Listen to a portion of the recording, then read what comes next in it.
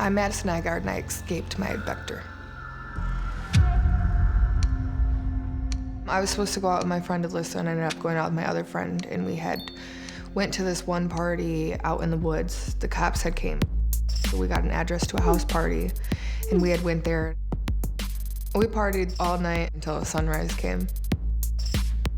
Jake is supposed to bring me home from that party.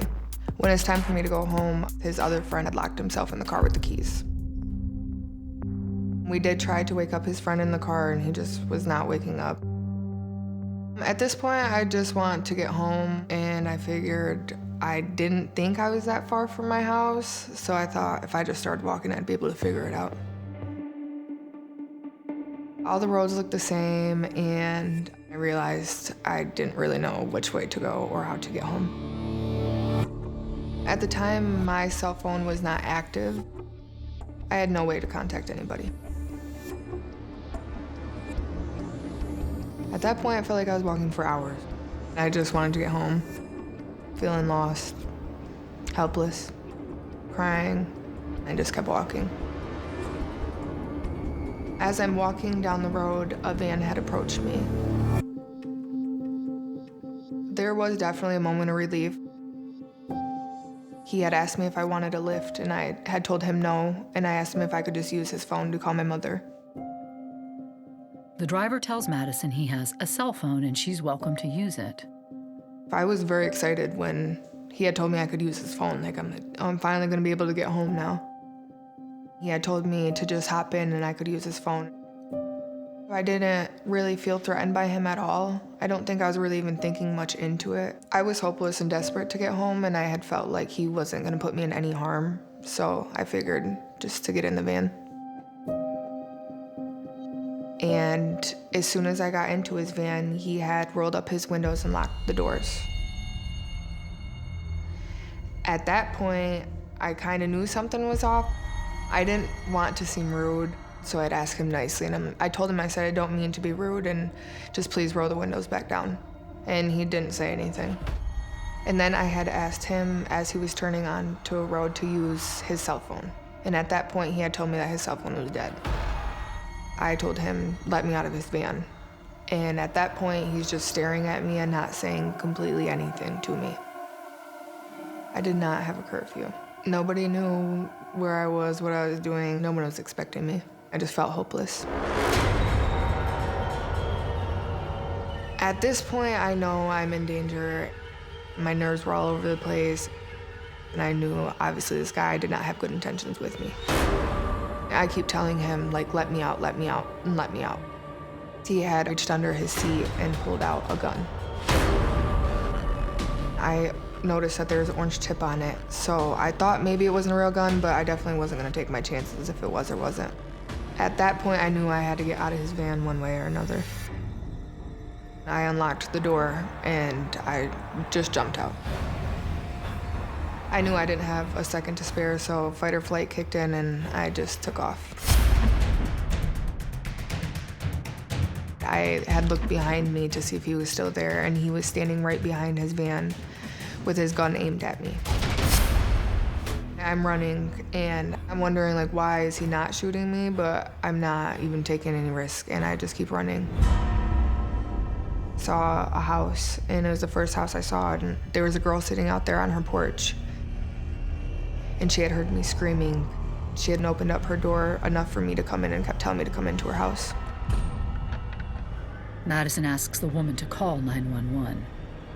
You get 911, where's your emergency? Please come immediately. We have a man that has picked up a girl and he has a gun and he's outside the house. Okay, we're gonna get help there, okay? Stay on the line with me, okay? Stay on the line with me. Who has a gun? Well, there was a girl, she just ran up into my yard. Can I talk to her? Yeah, here she is. Hello? Hi, this is 911, okay? What happened? My mom, my mom. Okay. I do remember calling for my mom, my best friend at that time, and I think that's all I wanted and who I wanted. I need to go to the hospital. I jump out of his car. Why don't Okay, do you want an ambulance? Yes. Madison hides in the house until an ambulance arrives and takes her to the hospital. The driver and his van are nowhere to be found. I'm Hannah Anderson, and I was kidnapped on August 3rd, 2013. That morning, I did not want to go to Jim's house. I was doing everything I could to not go. I was begging my mom, please let me go to Merce's, I don't want to go. And she's like, no, like, this is our last time to hang out with him and say goodbye. Like, this is family time. You're going. We dropped Ethan off at his practice, and then my mom dropped me off at cheer camp. And they were gonna go straight to Jim's when he was done. Then either her or Jim were gonna come get me and bring me up there. As soon as I knew that Jim was the one picking me up, I immediately got that like, oh, gotta sit in the car with him alone. As soon as we arrived to his house, my mom's car wasn't there. I instantly asked, I said, where's Mom? He told me that they probably are at the neighbor's house. And then the next concern was when I walked inside, my mom's things were all spread out on the table. Her bag was dumped. As soon as I turned around, that's when he threw me handcuffs and told me to put them on and sit on the couch. And at that point, you kind of, you don't want to think the worst because you don't want to start freaking out. I didn't want to accept what the heck was just happening because I'm pretty sure I had an idea of what was about to come. So I sat down on the couch, put the handcuffs on. His pupils and his eyes, he just looked really scary. Just like no soul. I started to act like I was in pain. Started saying my stomach was hurting. I started, trying to force myself to throw up, anything to freak him out. And that's when he said, okay, I have some pain pills. And I just took them to humor him, whatever. And I was out cold, don't remember anything besides waking up handcuffed inside of a car. Finding a way to let someone know can be incredibly scary and very, very difficult to do, especially when you're a young child who is at the mercy of someone older than you, someone bigger than you, someone who has the capability to harm you.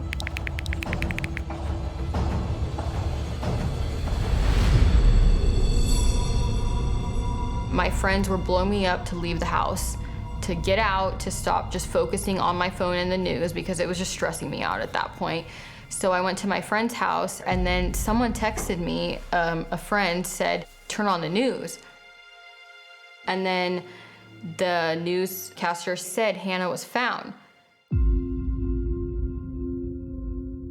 It was just a shock to me.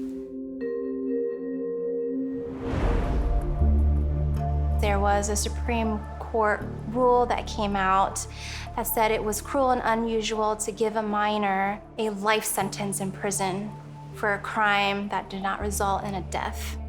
Queena's entire life has been impacted. She wasn't able to go to prom. She wasn't able to graduate with the rest of us. She wasn't able to go to UF. Her life ended that night. And so we felt that he should have gotten life as well.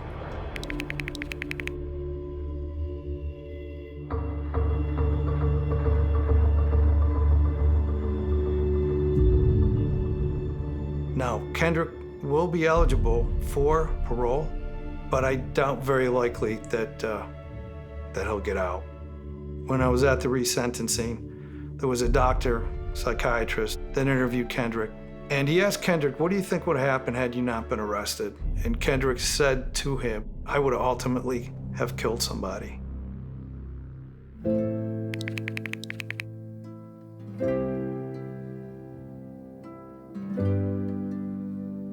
She was only 18 years old when she was attacked. She's in her 30s now.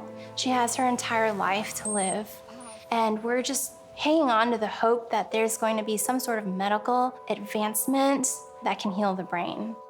Right now, we're happy what we have, and every small improving, we thank God for that. He will never hear from my sister that she forgives him because she can't talk. So that he's just gonna have to live with for the rest of his life. But I can say, I forgive you. My mom can say, I forgive you.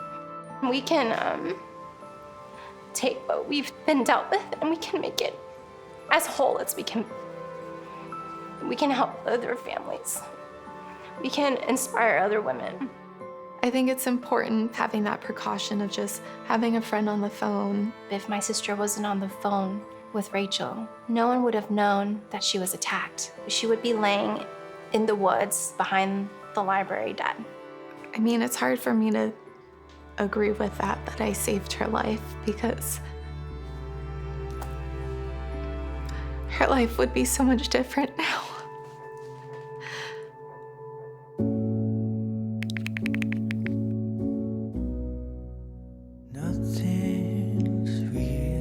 She had befriended a student at Bloomingdale High School who volunteered for us, and for his senior prom, he decided that he wanted to ask my sister to go with him.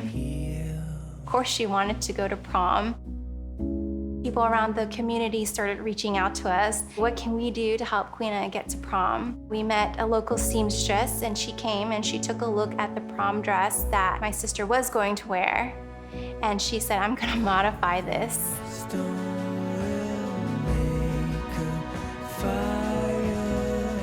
We received a call from the local Harley-Davidson club, and they said, we're going to escort your van to the prom. And there were hundreds of bikes on our street. It was so loud, it sounded like a thunderstorm.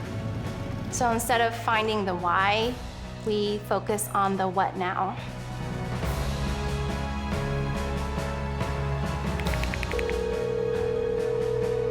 Hey, it's Queena.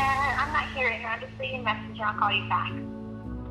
That's the only thing I have left to be able to hear her. I hope that never gets wiped out.